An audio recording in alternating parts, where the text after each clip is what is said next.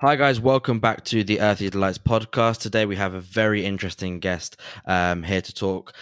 David, it runs Unlimited Sciences, a psychedelic research non-profit using data to understand how psychedelic therapy can be offered with harm-free positive outcomes.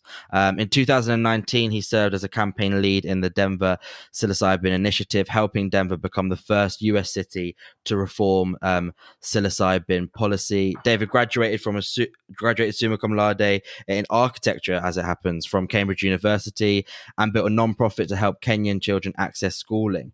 Brought up in Papua New Guinea, Portugal, and Scotland. You heard that right. He began his career in New York with Daniel Liebeskind, working on Ground Zero Master Plan. David, great to have you here. Thanks so much for your time. Thanks for having me on. Just to start right off from the very start, your intro there, you kind of seem like a very worldly man. You've had a lot of experience. How did you come by, Scotland, Papua New Guinea, Portugal, and then end up kind of in the architecture, obviously in Cambridge, and then end up in the psilocybin psychedelic world? How did that happen? I definitely had adventurers for parents. They were no stranger to making bold decisions and exploring the world. And even before they met each other, they had individually moved around quite a bit. My dad's Irish. My mum was born in Kenya, so I think fourth generation Kenyan. And eventually, through a couple of business moves for my dad, and then my mum bringing me to Scotland, she also brought me to Kenya when I was in my teens. And then I was back in England for uni, as you said, and the opportunity to start a career in New York, I think, is every young European's dream, or at least many of us. And so I took up that offer without a heartbeat and started as an architect. But I've realized one thing New York will do for you is expose you to all the options that are available. It's just such an exciting place. It moves at a million miles an hour, and the opportunities are endless. And I had my eyes opened that, we don't just have to choose to be an architect or an engineer or a doctor or a lawyer. There are all these new ways of creating value in the world and working with interesting people. And so that's where I dipped my toe in entrepreneurship. I started as a organizing events actually on behavioral economics and decision-making psychology, which was interesting, and then All right. realized the value and power of technology. So I translated my architectural training into user experience and UI design for apps and websites and creating online experiences that could help people adopt new behaviors or somehow live better lives. And one thing after another that led me to an opportunity to build something special in the cannabis industry. And I was in that space for about 4 years, right at the beginning, 2014, when the first dispensaries were opening their doors. And I built a tech company, happy to share more about. And that became quite successful. And just in the last couple of years, I was able to transition to the psychedelic space, which I personally have a much greater level of passion and commitment to. And you mentioned now that you're kind of in that psychedelic space with it's Maya, is that correct? The company Maya Health. Maya Health is my company, and I also direct a nonprofit research group called Unlimited Sciences. Okay, busy man then. What is the research that you're carrying out exactly? Right. So with Unlimited Sciences, the goal started as exploring how people can use psychedelics safely and effectively, because as we all know, and I'm sure much of your audience knows, there are so many different ways to take psychedelics, and they're commonly known as party drugs. And there are amazing pieces of research pointing to the mental health benefits. And so now we have therapy and ceremony. And these are things that have existed for centuries, if not millennia, with psychedelics. But in terms of our cultural awareness, they're just emerging again now. And in recognizing that the academic researchers are focusing on studying things like, okay, if we take somebody that has experienced a trauma and they have PTSD, and then we give them a drug like MDMA in a therapeutic controlled environment, then does that intervention help reduce their symptoms and increase their quality of life? So those are the kind of questions that academics have to ask. The Yeah. thing is that I think many of us are predicting that the answers are yes to a lot of those questions, and that these psychedelics are going to start to enter widespread mental health care. And so this is where the problem emerges, because most people are trained to think of drugs in the pharmaceutical space, or in terms of medical drugs, as a prescription that you get given, pills that you take, twice a day for however long you need to, and then hopefully your symptoms are relieved.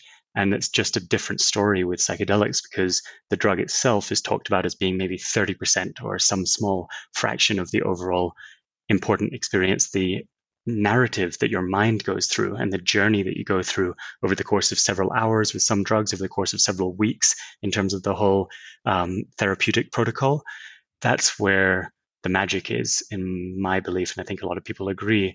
And so what we're studying, to answer your question, is Mm. how do you create those experiences so that they're as meaningful and powerful, as well as safe, as possible, looking at everything from, does it make a difference if you're with a trained guide, or does it make a difference if you're with your friends? Does it make a difference if you're in nature versus at home alone? Does it make a difference if you've eaten a big meal before, or if you're hydrated, or if you have a childhood experience or a cultural, maybe religious belief system? Like, all of these things are hypothesized to impact the psychedelic journey, and therefore the outcomes. And so at Unlimited Sciences, we're researching much of those kind of elements, and we're in a collaboration with Johns Hopkins University and with Roland Griffiths there, who's a fairly famous psychedelic scientist, and Yeah. really enjoying the collaboration with him to help explore some of those questions. Brilliant. You briefly touched on the kind of difference between psychedelic drugs and your normal prescription kind of drugs that we're used to getting from the pharmacy or the doctor. Are you worried that big pharmaceutical companies may put roadblocks in the way due to financial greed? Normally they want to produce drugs that are expensive and need to be taken daily. It's been a very successful business model for them in the past. However, psychedelic drugs are normally, fairly cheap, and they don't, at least my understanding is, they don't require constant use. Could this actually be their downfall? Fantastic question. What you're asking there is a highly relevant and heated debate that's going on in the psychedelic professional space right now. And personally, I see both sides of the argument, and I really understand that there are different perspectives here. People who are coming from different backgrounds are naturally going to think of this problem in different ways. And so, the reason this is so debated, maybe I'll just expand on what you asked Mm-hmm. to help give some color to that Yeah. scenario, is that there's an argument against pharma coming into the space, because many people see psychedelics as naturally occurring. They are coming from plants or fungi. They should be, in many people's eyes, a natural right, because they grow in the ground. And so why not just trade them like groceries, like vegetables Yeah. at the store, which can grow in the ground and anyone can decide to produce and have a business to sell them. And so for that reason, it seems counter to have big companies like the pharma producers patent certain molecules and production methods, and then what they call is commodifying, something that many people see as being natural. So that's a very fair argument. I completely agree with that. On the other side of the coin, we've got the argument for pharma, which is that most people don't actually know where to find psychoactive drugs. If you if you were to ask, everyone in your town where they could find acid or mushrooms or MDMA, most people actually wouldn't know. And perhaps with younger generations having more access through social communities and whatnot, there's a difference in generational access, but there's Mm. definitely a difference in the access. So for lower income, for example, lower income Yeah. demographics deserve just the same right to have access to these drugs. And so the theory here is by pharmaceutical companies is that there needs to be a model where therapists are guiding the experience, and we're able to control the consistency and the quality of these drugs, and have them be administered in a way that's very guardrailed for wrong handling or misconduct and that kind of thing. I think I agree with that as well. And so insurance companies and pharmaceutical companies are coming in to say, well, if we're going to need to create all this consistency, we need to fund that somehow. And we need to produce that costs tens, if not hundreds of millions of dollars. And so there needs to be the pharma model for that to happen. And then, one thing to mention here is that we've just recently had a really relevant case study happen for all of us that we need to pay attention to, and that's the cannabis industry. And I witnessed this firsthand in just the space of 4 or 5 years. Cannabis going from highly stigmatized, just as hard to find as magic mushrooms in many cases. And then over the course of those 5 years, we've seen thousands and thousands of product companies making marijuana infused products and selling them over the counter at dispensaries. Yeah. And unfortunately, what's also happened is such economic interests. People are it seems naturally programmed when new industries emerge to start gearing around making more money. And so we've seen edibles with cannabis with 1,000 milligrams, which is just a ridiculous dose for most people, and yet those products come to market, and the stakes are much, much higher with psychedelics. If you see ibogaine or acid products coming to market with over the recommended dose, or over kind of like average dose, let's call it, then there would potentially be major harmful effects on society. So that goes back to, if we have the grocery store model and everyone's just picking and choosing whatever psychedelics they want from whichever vendor they want, then does it become a chaotic and very potentially dangerous space? And that's why the pharma companies are arguing that that's the case, and they're coming actually to the rescue to help lower income individuals access these drugs safely. Right, they're the knights in shining armor, yeah? So, like I said, there are both sides to the coin. Of course. For people who maybe aren't aware, what are the recent studies showing in terms of, at least let's just talk about for psilocybin for now. What are the recent studies showing in terms of psilocybin and the effect it can have on people who suffer with mental health problems? Yeah, great. There's so many studies going on. It's exploded. And the context there is that there were a lot of studies happening in the 60s, and they were halted. I won't go in. It's quite a long story to go into why that happened and the political and economic motives there. Great book to read on that is called Chasing the Scream. If anyone's interested in some of the... Johan Yari. Pardon me? Johan Yari. Yes, exactly. Yeah, glad you're familiar. Yes. Yeah. He's really smart. I saw him speak once, and he's very well read and educated about the political and economic motives behind why a lot of these drugs were made illegal. So I recommend that one. But now there's been this revival. A lot of it was led by people like Roland Griffiths and Robin Carhart Harris, who's over there in the UK.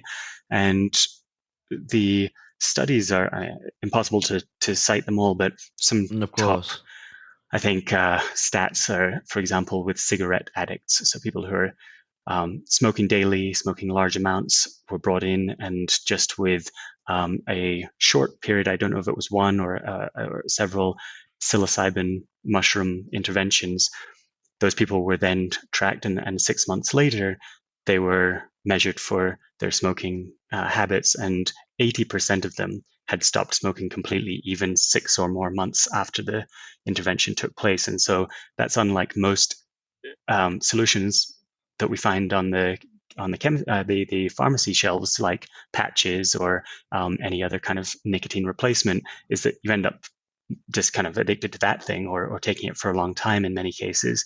And so that's the power of psychedelics that are being explored now.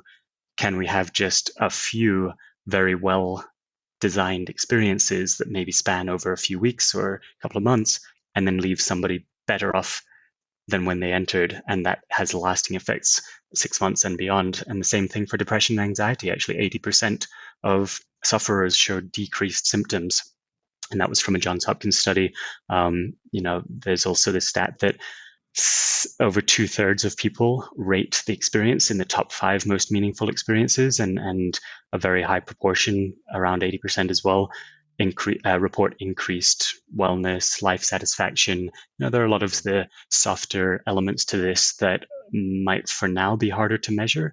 But when people are going through these experiences and then leaving, I've just yesterday heard of a person going through a guided, might have been a ketamine experience, but very well, orchestrated with a therapist and so forth. And the person had been basically homeless, completely addicted, and had estranged from their family, and very much in a position of struggle. They went through this multi-week protocol, and then on the other end, just 6 months later, had reconnected with the family, completely jumped all or left behind all addictions, and was actually running. It was either a race or doing a cycling sort of challenge or something like that, and had raised $1 million for charity. Oh yeah, that was right. He climbed Mount Kilimanjaro and raised $1 million Wow. for his charity. And so that's an anecdote, but there are thousands of anecdotes like that. And so I think it's worth mentioning that even beyond what can be captured in a scientific study, once you start to hear people's stories, it's pretty amazing what people are experiencing, and I think if we can even take inspiration from that, then that's a great starting point for the conversation to shift around psychedelics. For sure. Yeah, fascinating. Really, I've been reading it, so many of these reports, and it really is. It seems there's no end to the potential of these drugs. In the interest of fairness, I have to ask, what are the risks of psychedelic drugs that we should be aware of? I mean, you mentioned that research was started off and in the 50s, and then it kind of got halted in the 60s and 70s, and a lot of that was to do with the fact that there were cases of people apparently going insane after taking too many LSD trips and so on and so forth. I think that stigma is still very much attached. Is there anything that we should be aware of as consumers in regards to psychedelic drugs? Definitely. First thing to be aware of is that most of the stories around people going insane or having psychotic breaks are false, and there's documentation around that. So just we all have a sort of a an uncle that likes to Yeah, cite of some of that. course. What about this? And it's interesting. There were so many slur campaigns and just factually inaccurate, if not misleading, campaigns throughout the 60s, 70s, 80s, 90s on why to avoid drugs. And so many people I work with, including myself, actually grew up with that context. I mean, I was told drugs were bad. I didn't try my first drug until I was 27, and really had the same perspective that anyone who uses them must be a defect, I should say. And so that's obviously not the case now that we've learned more and opened our eyes a bit. That said, it's really worth paying attention to so many things when choosing whether to experiment with a psychedelic. And so there are no known lethal doses for things like psilocybin. Um, Hmm. it's very important to know that baselines, like if somebody has a family member above them in the gene tree with any form of schizophrenia or mental health condition like that, then definitely want to be more cautious and, if anything, asking for advice of a trusted expert. And I can circle back to where to find trusted experts, but circling back to or getting advice on that kind of thing Mm. before experimenting for yourself, because like these are very, very serious journeys, and it's in a way, I completely understand and I respect the celebration of taking a drug, altering our sense of consciousness, being with friends at a party, listening to music. It can be a really powerful, mystical experience to be at a party taking Yeah. a drug. And so I don't agree with any negative connotation with the term party drug. But there's a party and then there's a party and then there's a party, right? Yeah, I grew up in Hmm. Hmm. Scotland. I've been to some pretty rough parties. Yeah. And so you want to be aware of what your setting is. Um, and with that in mind, asking yourself the question, I mean, you could almost you should make a checklist before taking a psychedelic, right? Checking in with yourself for a while. Okay, where is my mind right now? Did I just break up with my girlfriend or boyfriend, or did I just get some bad news from my school or my job? Really checking in on those kind of things, because it's now pretty well documented that if you have had some reason for being in a state of anxiety or worry, then taking a psychedelic in an environment like a party or somewhere that's not with a trained guide is somewhat likely to lead you into really scary places. And while those can be powerful as well, it's not always safe. And I've been in some of those unsafe experiences myself, having not taken good care. I mean, one example, just to put my own story on the line here, and I'm not trying to tell anyone else anything that I'm not telling myself, is Mm. having had a very difficult breakup about 5 years ago. I went into an LSD trip that was at Burning Man, and it was not, with a guide, it was not in a therapeutic context. And I didn't realize that it was the first LSD trip I was taking without my girlfriend at the time, my ex-girlfriend. Um, Mm. so therefore I didn't have my trip buddy. And it was a very, very, very challenging and potentially dangerous 5 hour long harrowing experience that taught me in that day how powerful and important the trip buddy concept is. And so I learned that lesson firsthand. And then I took that inspiration to go and train with a group called Zendo, which is a nonprofit group that sets up safe spaces at different festivals. And they do training so that people like me could learn and become certified to be able to hold safe space for anyone else who's having a challenging psychedelic journey. So I Right. recommend looking up Zendo and learning from them how they create the safest possible environments for people who are having those challenging trips. So that's mindset. You want to take care of your setting, who you're with. Are you with just three really, really close friends that you trust and have an amazing relationship with, or are there a couple of people that you're not so sure of and could potentially shift your energy halfway through the trip when you're at a really pivotal moment psychologically? Taking care of interruptions. I know of somebody who was in a very profound 5-MeO DMT experience. That's the strongest psychedelic known to mankind. And midway through, the door was opened, and there were police cars all gathered outside because the neighbor had been in some kind of issue. And so you really want to take Oh care that dear. you're not putting yourself in unnecessary environments that are just going to damage the peace and the positive potential of the trip. And so obviously then the drug itself, maintaining quality. There are now plenty of test kits. There's a group called Dance Safe, which sets up at different festivals and will test drugs for free to make sure you've got pure quality and you're not taking something that your body won't like. And obviously dosing as well. And that's where there are plenty of resources online to check with dosing.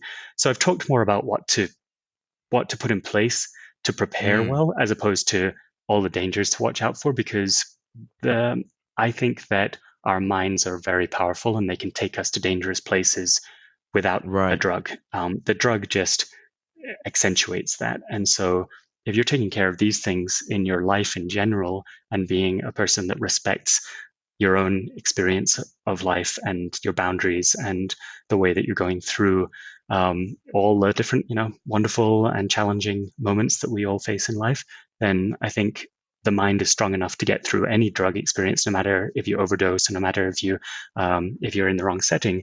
But at the same time, take care around these things, and you'll be set up for success. Yeah, I mean, I 100% echo those thoughts. The more and more I listen to experts who talk on this subject, the more I kind of hear the idea of there's no such thing as a bad drug, an inherently bad drug or a bad compound. It's the way that humans use it is what makes it bad or good. And so, yeah, speaking from my own experience, going to university in Leeds, I've tried almost every party drug there is. Sorry, mum. At least once, and I've had good experiences on them and bad experiences on them, but I knew which ones to drop and which ones I would use in the right space, and so yeah, I would. That's for sure something important, and even at university was echoed. Oh man, don't have a bad trip. Don't have a trip if you're feeling nervous or if you've got the dissertation coming in, you're a bit anxious.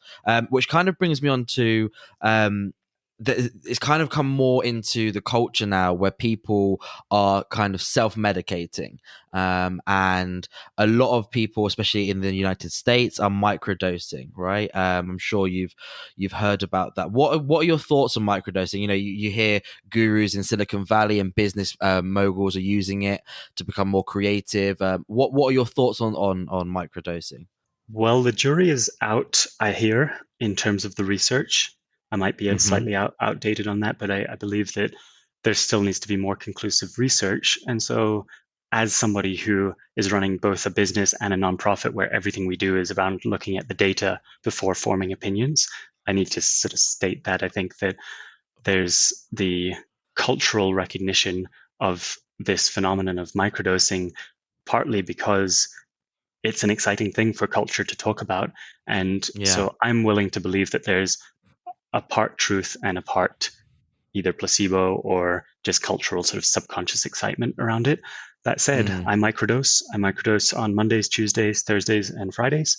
I have a very, very high quality um, grow that is combined both two species of psilocybin mushrooms ground up with lion's mane as a separate pill, and with Yeah. both flush and non-flush niacin.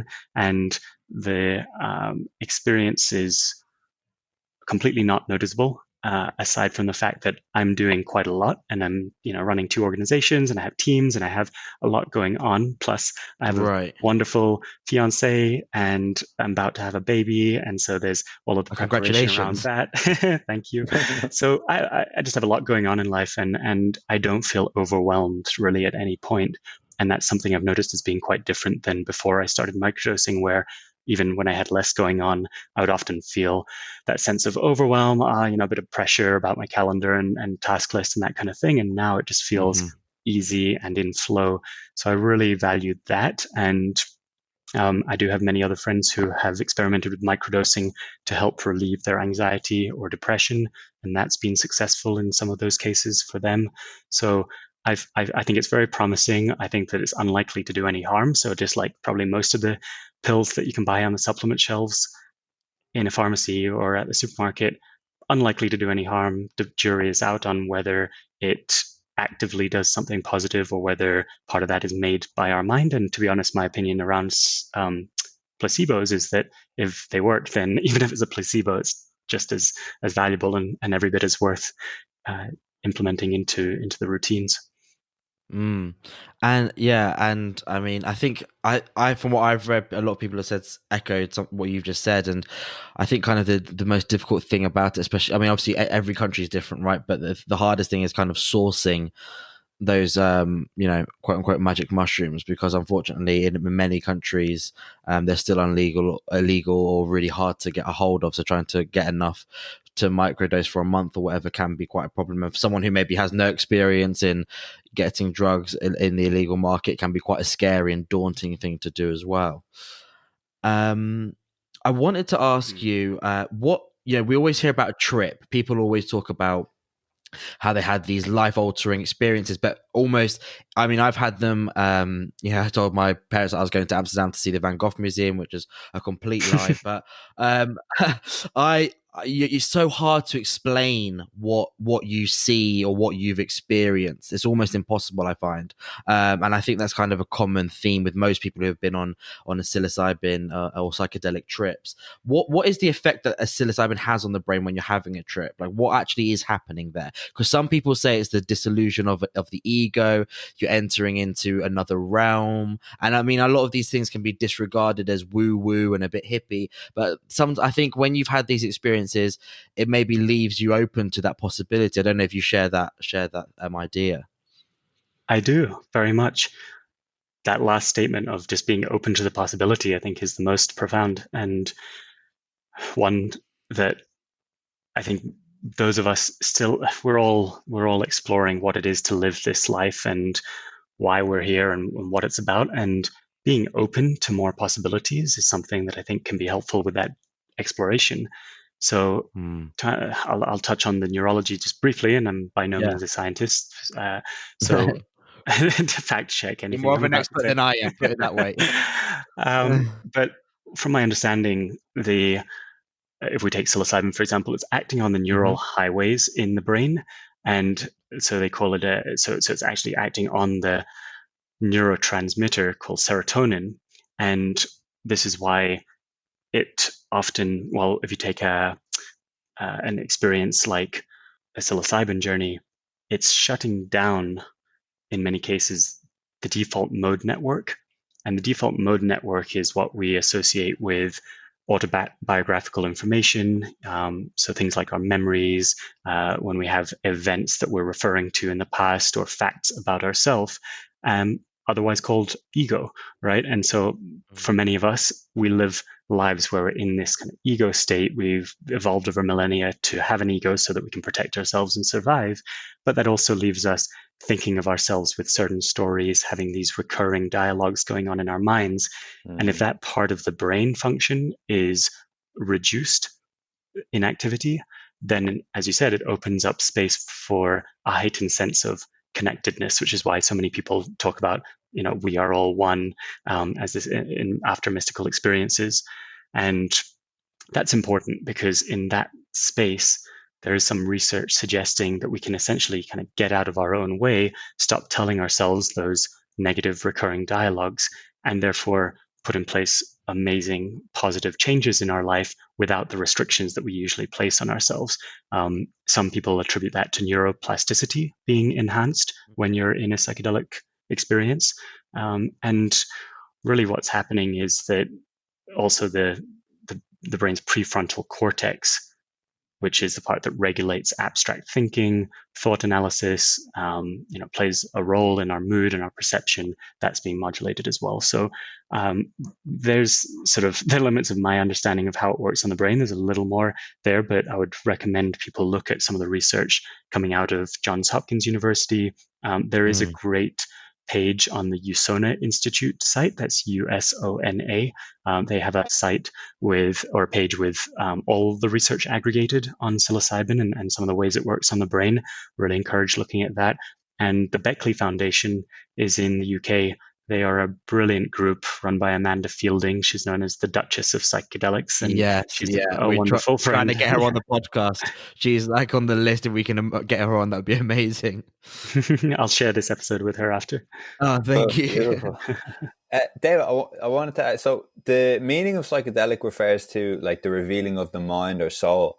I wanted to ask, do you believe that we have a soul? And do you think that if people, they themselves and others around them had a soul, would they treat each other and themselves differently? What a beautiful question.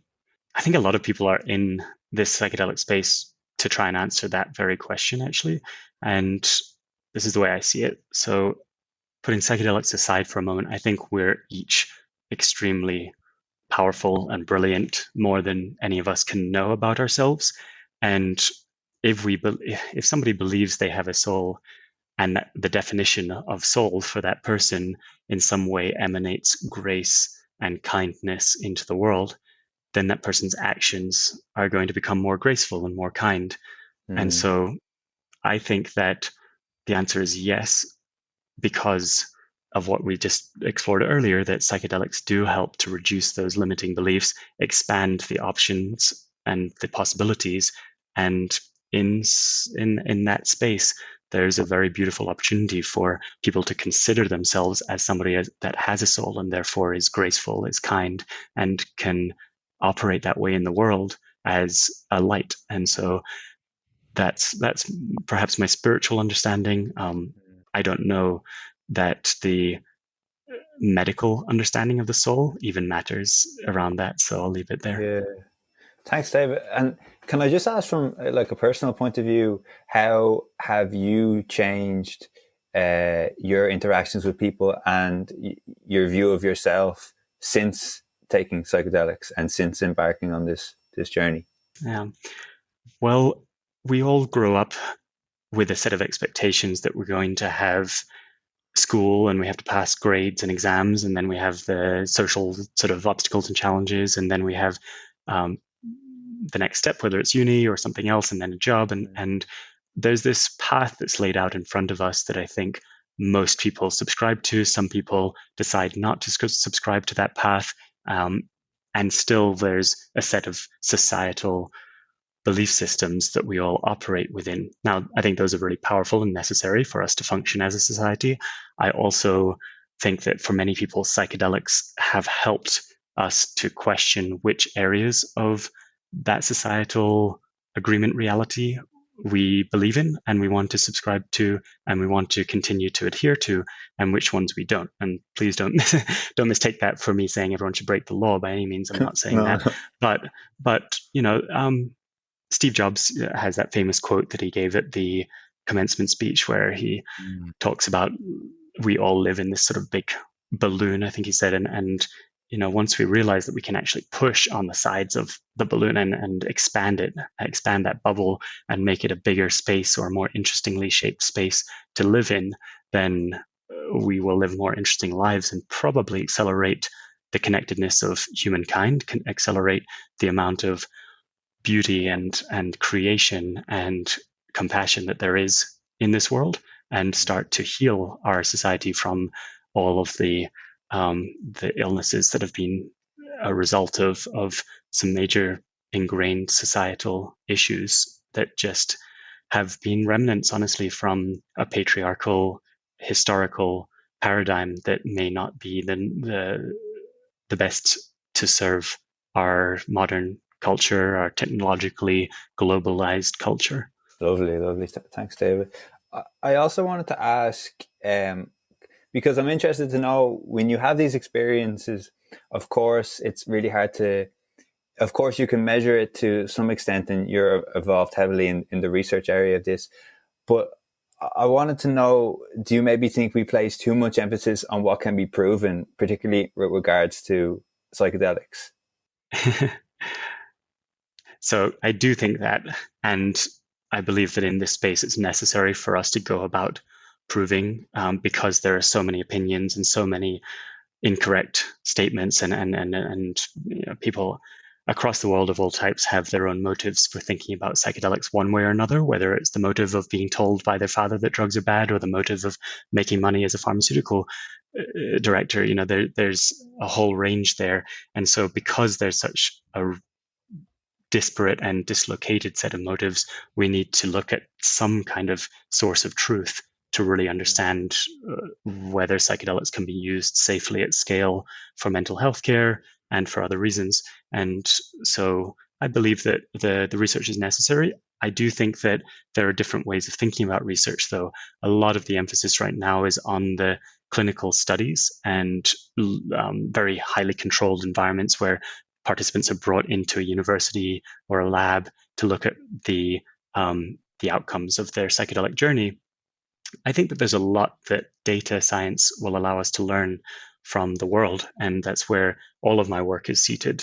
We started the nonprofit Unlimited Sciences to research how people are using these psychedelic compounds across the world. So our first study with Johns Hopkins is on psilocybin, and that's a study that anyone can listen to, any of your listeners can participate in, going to unlimitedsciences.org and signing up. That will launch in the next month or so, and it will be thousands of people across the world logging their lifestyle, their life quality, their beliefs, and then the experience that they have with psilocybin. Like I mentioned earlier, people they're with, the dosage, the place they're at, that kind of thing. And then again, after the experience, logging again, how's their life, how's their belief systems, and so forth. And that's for people to take if they're going to be in the woods with friends, or at home with a family member. And so I welcome anyone to participate in the science by joining that study. There's no cost, obviously. And then with our technology company, we are designing this software platform called Maya for psychedelic therapists and ceremony leaders to start to measure some of these things themselves. And so it can be implemented very easily into their workflows, so that a psychedelic therapist who's maybe administering ketamine in the US can start to use Maya to measure we call psychometric baselines and outcomes. So psychometric is kind of how somebody thinks. There's also neuropsychiatric, which is around their potential mental health condition, and generally their mental health state. And measuring those things before and then measuring them again after the psychedelic journey, any therapist or ceremony leader around the world can start to understand the data for themselves and really be empowered to use that data to offer better services, obviously to make sure that people are left better than when they arrived, and given a safe experience with more transparency and trust. So I believe in the science, I believe in measuring and the metrics. And I think that with the power that data science and machine learning offers us now, we're in an unparalleled time to really understand the complexities of human consciousness, and especially with the psychedelics in the equation. David, fascinating. I just wanted to clear up one thing. With the research, we said people can log on. That is completely anonymous. Yeah, people are probably listening thinking, "I'm not going to criminalize myself." That is completely anonymous, and they're not going to get the police come around the houses 3 minutes after they sign up. Correct? Absolutely. Yep. We've obviously gone to Yeah. extreme measures to protect privacy, and that goes for our tech platform as well. People can be using the platform without any phone number or email or any personally identifiable information being logged, so that people feel completely safe, fully encrypted, HIPAA compliant, secure. That's number one for us at all times, both Yeah. from the technology, cybersecurity standpoint, and making sure that we have the lawyers on our team to understand that we are not putting people at risk unnecessarily. Perfect. Well, guys, anyone who's listening now knows that their trips at university festivals and so on is now actually counted as research. So that hopefully you'll get a big surge in numbers there. David, I just wanted to ask. You obviously spearheaded kind of the movement for the decriminalization of psilocybin in Denver. How close do you think we are to legalization, or maybe I should say decriminalization? And I know you're working in the States, so I'll kind of limit it to the States for now. But how close do you think we are, or are we a way off? As you know, are we talking 10, 20 years? It's nuanced. It's really nuanced. So yeah, decriminalizing psilocybin here in Denver was totally total shock result. I think none of us, there was an 8-person team more or less with a bunch of volunteers, and we just had a short period of time. Huge credit to Kevin Matthews for leading that team and to success. And as a result of that, I think that what we did in Denver seems to be a domino that is causing other dominoes to fall. There's already been Oakland, there's talks in Berkeley, and then the statewide initiative in Oregon that will be the first kind of legalization initiative if that passes, but it's looking fairly promising last I heard. And so statewide in Oregon, having the ability for a therapist or any individual really to offer a psilocybin experience to a client legally is going to be an interesting shift in the paradigm. And there's a group called Decriminalized Nature, which is really interesting because they're not specifying just mushrooms or one other drug. They're saying, look, if any psychoactive compound grows in the ground or comes from an animal, then who is the government to say we shouldn't be consuming that? And so they're saying, let's decriminalize all plant-based or naturally occurring entheogens. And they have chapters in many states. I forget how many, but it's shocking how quickly they've grown across America, which is really exciting. Right now, psilocybin is legal only in, I think it's 4 countries. Let's see, we've got Netherlands, Brazil. If I remember, there's obviously Jamaica and then Samoa, I think. And so there's there's a precedent. And as far as I've heard, there haven't been any dramatically higher incidences of death or road rage or anything caused by that legal status in those places. So it's going to be interesting to look at those places like as a case study. Portugal is obviously a very famous case study with decriminalization defelonization nationally. And one thing that most people missed in the news is that all of Colorado just defelonized, meaning that it's no longer a felony to be in possession of, I think, up to 4 grams of something like cocaine or MDMA. Oh, wow. And now, which is kind of huge news, and definitely, again, pushing the more conservative states to have a case study that they can reference rather than just what's always been done in the last couple of decades. Now we're looking at real world scenarios where legalization, decriminalization is coming about, and we're going to see if that causes negative impacts or not. And so a few other things. Ketamine is legal across the US. MDMA is in phase 3 trials for PTSD. And that will lead, probably, that's estimated in the next 3 or so years, optimistically, for MDMA therapy to begin legally across the states.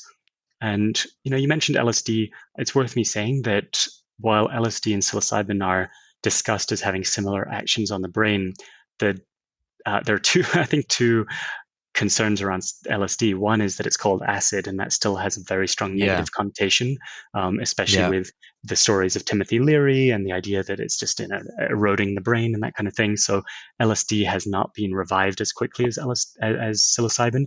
The other problem is that it takes quite a lot longer for the experience to happen. And so you need to have two researchers in a room with a person for 8 hours instead of, say, 4 or 5 hours. And that means they actually have to make it 12 hours to be on the safe side. And that means an overnight stay. So then the costs for doing the research become very expensive. Okay, yeah, that's something that probably most people, me, myself included, probably had no idea about. Really, I definitely didn't think about it. You mentioned kind of very briefly there that there's that movement of anything that's kind of natural, i.e., that comes from the ground or even off an animal. Some people might be thinking, "What are you talking about?" But there's the famous toad, which some people, they extract the venom from that and you smoke it or ingest it in some way, shape, or form and get high off that. Someone who's listening to this and who this is maybe kind of opening Pandora's box and they've never really considered it, what would you say they should do in terms of taking it in stages? Because I know that you've got psilocybin, you've got stronger ones. You could go to Amsterdam in Europe, for example, and take magic mushrooms legally. But then there's the toad. You could go to Peru and do ayahuasca trips. What's the courses that someone who's interested in this should take, starting with the baby steps, for example? Well, firstly, I don't recommend setting fire to a toad and trying to smoke it. You won't get very far there. But you're right. The 5-MeO-DMT, like I said, the strongest psychedelic experience that we know of comes from the venom of a specific species of toad. It's called a Sonoran desert toad. And that was only discovered around, I believe it was around 100 years ago or less than a century. And so there isn't a cultural, I should say, background foundation for the way that people are using that particular drug, whereas something like ayahuasca, which has been in South and Central American cultures for millennia and millennia, and there's so much knowledge. And I do like the rule of thumb that if something's been around for centuries and used in a cultural way, like with various Peruvian tribes, then they will have filtered out so many of the bad practices that could be harmful through the generations. And so it can be fairly safe to go and experience that drug in accordance with their rituals and ceremonial approach and that kind of thing. Obviously, making sure that you're selecting the safe actors. It's really sad, but just like anything, as this space grows and becomes more popular, there are people that are pretending to be shamans but even in some cases believe that they are shamans, and they just don't have the personal experience or skill set to be able to administer a safe experience. So really recommend finding a place to go through this experience if you choose to, that's with research and ideally other friends of yours or people that you trust having gone through the experience themselves. And one thing I'll drop in, there's so much to say on this topic. One thing I'll drop in is that even if you were to hypothetically fly to Peru from wherever you are and go through, and it's a lot of cost and time and money, and it's a psychological load to go into that experience. If you get there and that morning they're about to commence the ceremony and it just doesn't feel right, that's okay. It's okay. There's no rush around this experience. It's absolutely a sacred thing that I would say your intuition will know if you're ready for it and if you're in the right place for it. And your intuition will know as well if that's just sort of the jitterbug and maybe like it's natural to feel nervous before it, but at the same time be able to trust your instinct as to whether that's just nerves or whether you're picking up on something that's not quite right and it's just maybe not the right time for you as an individual, no matter who you're with or what people say. I waited for about 3 years since I learned, from the time when I learned about ayahuasca and was really excited to do it. I was given good advice by a guide that I'll know when my time comes. I'll know when I have the signal that it's my time to go through that experience. And I waited for 3 years. And then when I did do it, it was absolutely profound and the right time for me. So I just want to pass forward that mindset. In terms of finding the right guides, or more importantly, even sort of selecting the right experience, there are starting to be some really good resources. And wasn't planning to really talk about this, but we are launching with Maya a system to allow people like your audience to go on our website and then connect with a guide or a therapist or a licensed social worker or somebody that has qualifications to be talking about these topics, and they can help really hear your individual scenario and kind of expose some resources and help you understand where to start. And for some people, that means going very, let's say, very deep very quickly. I'm not recommending a high dose very quickly necessarily. I think even for some of the stronger psychedelics, start slow. If it's ketamine, start slow. Like I really recommend with ketamine, especially, which is in the party culture. Start with, just a little bit, a fraction of what your friends even think you should take, and see how it feels. Your body will get a sense for it, and your mind in ways that you can't imagine, and then you can always increase gradually. And let me caveat again, I'm not recommending anyone take any drugs, and I'm not suggesting that it's a good thing to take drugs for any individual. But in the context where people are choosing to experiment themselves, I think these are some good approaches. Yeah, I mean, I had some kind of wayward experiences with ketamine that I thought, nah, I'm not going to. I tried it twice and I was like, nah, I don't enjoy this, so I kind of left it there. To pick up on something you mentioned, ayahuasca. I did a trip around South America when I was 19, so about 4 years ago now. And we were debating, my friends and I, whether we should do an ayahuasca trip. Yes, no, yes, no, yes, no. And in the end, we decided not to. Like you said, we just didn't feel like we were kind of ready for that intensity, the way it had been kind of sold to us in the hostels when we've been staying around Peru. But I've done a bit more research on it since, and there's been a lot of people kind of say that they've experienced very similar trips. Some say that they kind of see themselves through like the eyes of a leopard, which sounds okay. Well, he's just off his head. But then actually, when you delve in deeper to it, there's sightings and kind of research shows that leopards eat this special plant, which I forget the name of now, but there's videos even on YouTube you can watch that you can see these leopards are tripping out, and they say that it's kind of like a union of conscience. And so maybe what the leopard is seeing is potentially, if the humans version of the world, and you're kind of delving into the leopard's version of the world. Did you experience anything like that? And do you think, talking about kind of the consciousness maybe of animals, do you think that there's any kind of possibility that we could actually prove the existence of a collective consciousness in some sort of future? Oh, I think we're doing that already.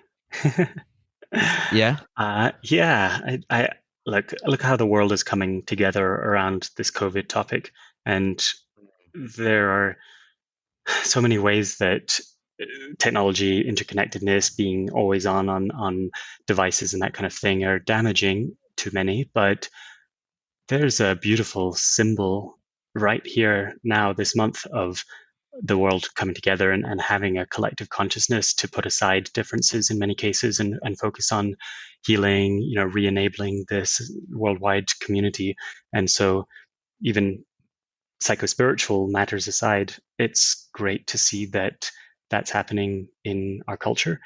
And I think the opportunity for, we talked at the beginning a little bit about some of the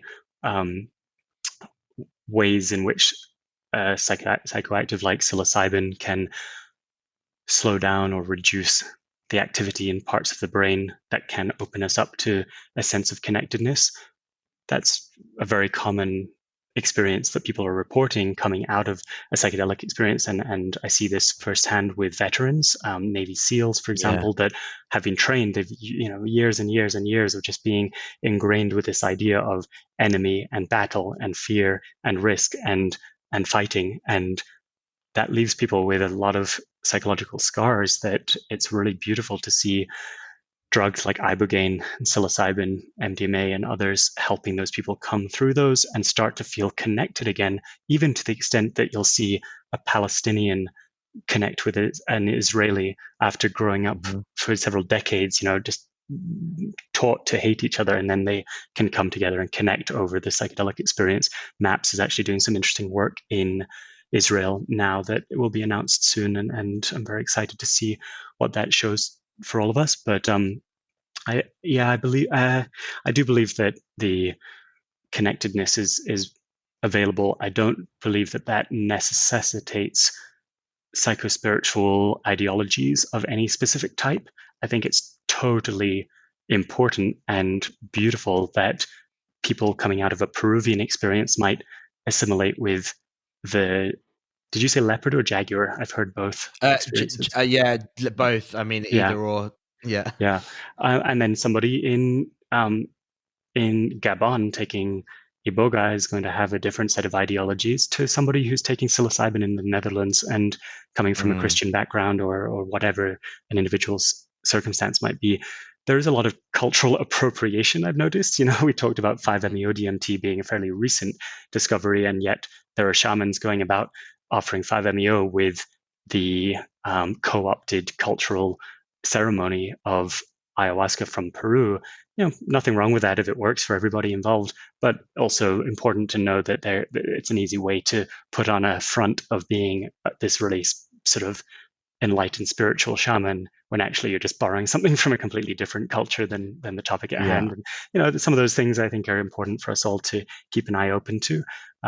And, you know, with regards to the hallucinations, the visions that people see, there's some great reading to be done. I read a book called Cosmic Serpent.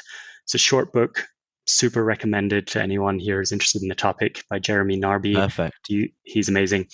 Short book, read that. And then if you're on the train and enjoying that topic, there's a book called Supernatural by Graham Hancock, which goes into... Yes. Yeah, you know, I'm aware. Yeah, big fan. I mean, he talks about many topics, but the bit that stuck with me from that around how somebody actually describing and this is not with psychedelics necessarily, but just somebody in America who describes a UFO sighting or being abducted. If you break it down to the core fundamentals of what they're saying, it's actually not that different than the logs of somebody who recorded seeing fairies in the, say, 1700s in England, and that it's possible that these people are, he talks about how about 7% of humans are wired to organically jump into a mystical state or an altered state of consciousness, and that might explain why some of these visions are happening. And then depending on your cultural context, if you're in England in the 1700s, you think of that as fairies, and if you're in America in the 2000s, you think of that as UFOs, but actually you're thinking of the same thing, or maybe witnessing the same thing. Right. It's fascinating. There's also a movie called Embrace the Serpent, which I'd really recommend if anyone's interested in this Amazonian culture surrounding ceremony and ayahuasca. David, I just wanted to ask you, have psychedelics and or your time within the ayahuasca ceremony, has it changed your view of death? My view of death was changed long before psychedelics entered the scene. When I was 18, my mother passed away. I was extremely close to her. We were just, you know, tied at the hip, and because my father and she were not together from the age of 8, for me, I was kind of her partner as well. And so it was interesting that growing up, I thought of my mother's death as the one thing that couldn't happen, right? I could probably handle anything else that was difficult, but if my mom died, that would be insurmountable.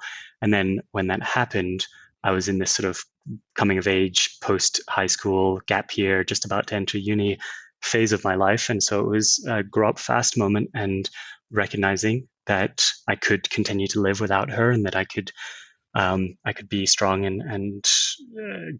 and take on the lessons that she had taught me and done such a beautiful job of parenting, and bring those into my adulthood. And then now I'm preparing to be a father. A lot of this is relevant to me because I'm starting to think about how I can take on her lessons as well as my father's, and bring those to the beautiful little daughter that I'm about to welcome. And so that was a bit of a sidebar, but my attitude towards death became very accepting from that moment on. It seemed to me that if I could process her dying, then I could process anyone dying. So as much as I have compassion and sadness for other family members or friends of people that pass away, my personal experience doesn't usually involve sadness. It's more of a contemplation on all the things that that person did in their life, what they left behind, what their ripple of impact might have been, and focusing on that rather than sadness. If anything, psychedelics have helped sort of reinforce that and helped me maintain a sense of openness with regards to death. I mean, thanks for sharing that with us, David. That was really, really insightful. You spoke about. Sorry, I've got one. My last one question is that kind of links into death slightly. Is are dreams psychedelic trips? And the thing where people die and they say, "My life flashed before my eyes." Are they linked at all? Because it shows that the DMT, we do produce it at very, very small quantities, but it is produced in the body. Are they linked at all, or is that completely? Is there no science behind that? You never know. I think it's possible. Mm. They say that DMT is secreted when we are born and when we die, or if we have a near-death experience. They also say that dreams don't mean anything, and then they also say that dreams are the entire manifestation of our conscious awareness of reality, and that the analysis of dreams can tell a professional so much about everything that's going on in our psyche. And so I think we would have to do further psychological research into dream states before starting to make connections between those and psychedelic states. There is some really interesting research kicking up now by a friend, Adam Gazzaley, over in San Francisco, who works with UCSF and has a lab that he built himself called Neuroscape. And he's going to be doing some super cutting edge research into how the mind is processing information within a psychedelic journey, using sensors and using super high tech technology. I'm really excited to see what he might come up with. And I know there are several other groups that are chipping away at that puzzle. Perfect. I mean, well, we'll leave it there, David, for now, because I know that you've got to go. Just one quick thing that we always just tie up the podcast with. We end it with, how do you keep your shit together? Which is, I think you might have some innovative ways on how you keep on top of your mental health, but we'd just be interested to know how you do that, and maybe see if anyone else can kind of copy your methods. Great. Yeah, copy away if anything's valuable. So microdosing, I've already talked about, so I won't cover that again. I am quite a schedule routine-oriented person, so I have my schedule not only for like weekdays versus weekends, but also each weekday has a different schedule, and that involves things like, well, first I wake up at 5:30 every day. I work. I take half an hour to kind of get tea and bring tea to my fiance and just have a moment to wake up. Then I work for a couple of hours, then meditate, and then we meditate together, and then I do yoga or a workout. And then my fiance and I shower together every day. Highly recommended. It's a great way to start the day and create connectedness in a relationship. And then going into the workday, I've started a new routine in the last few months that's very valuable, of having my email scheduled to roughly 9 a.m. for half an hour, and then 5 p.m. for an hour. And outside of that, I rarely check emails. And so I'm able to just compartmentalize, get super focused, answer everything in order. I use a tool called Superhuman, which is amazing for email, way better than Gmail or any default client. Highly recommended. And so that keeps, I think, one of the biggest distractions for a lot of us is email. The other is social media, which I'm not really on a lot. I do irregular posts, and then I really have trained myself out of caring who liked or commented on my post, so that I'm not just there picking up my my app every 5 minutes to get that dopamine release. And there's also an importance of a lot of biohacking, neurohacking commentary is around how to get the most out of the workday. And I think that all that's great. We can also get a lot more out of our work by understanding the holistic elements, which involve our relationships, our personal life, the way that we're going about cultivating joy in life, and creating an environment of support. I would say there are a few things, like if you have somebody in your life that is causing a challenge or just on the mind, that anytime you think of them, it's just a bit of a drag on energy, deal with that. So Landmark is a really excellent center of trainings to go through kind of understanding how we can create better connectedness and relatively understand philosophy in an applied contemporary life.